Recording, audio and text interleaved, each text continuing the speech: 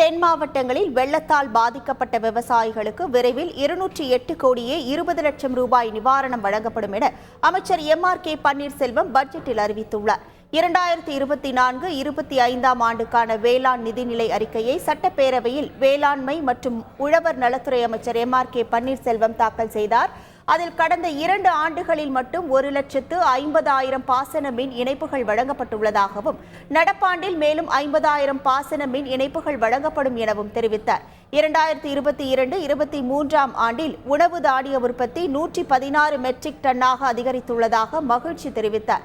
தென் மாவட்டங்களில் பெருமழையால் பாதிக்கப்பட்ட 2,74,000 விவசாயிகளுக்கு 208 கோடியே 20 லட்சம் ரூபாய் நிவாரணம் விரைவில் வழங்கப்படும் என அமைச்சர் தெரிவித்தார்.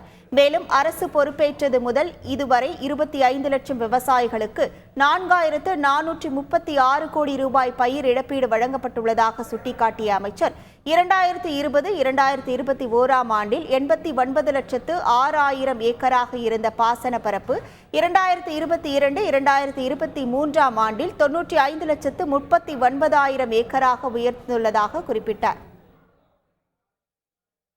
கரும்பு விவசாயிகளுக்கு சிறப்பு ஊக்கத்தொகை வழங்கப்படும் என அமைச்சர் MRK பன்னீர்செல்வம் அறிவித்துள்ளார்.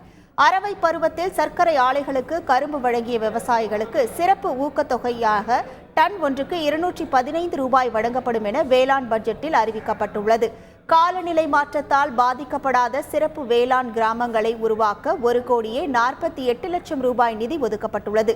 சிறுதானியங்களின் சாகுபடி பரப்பை அதிகரிக்க 65,30 லட்சம் ரூபாயும், சிறுதானியங்கள், பயிறு வகைகள், எண்ணெய் வித்துக்கள் பயிரிட 36 கோடி ரூபாயும், சிறு குறு விவசாயிகளுக்கு வேளாண் இயந்திரங்கள் மற்றும் கருவிகள் மானியத்தில் வழங்க 170 கோடி ரூபாயும் நிதி ஒதுக்கப்பட்டுள்ளது.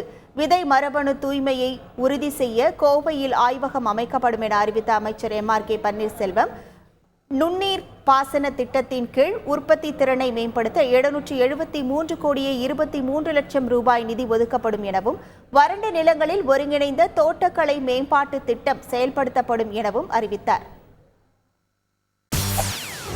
செய்திகளை உடனுக்குடன் தெரிந்து கொள்ள உடனே சப்ஸ்கிரைப் பண்ணுங்க.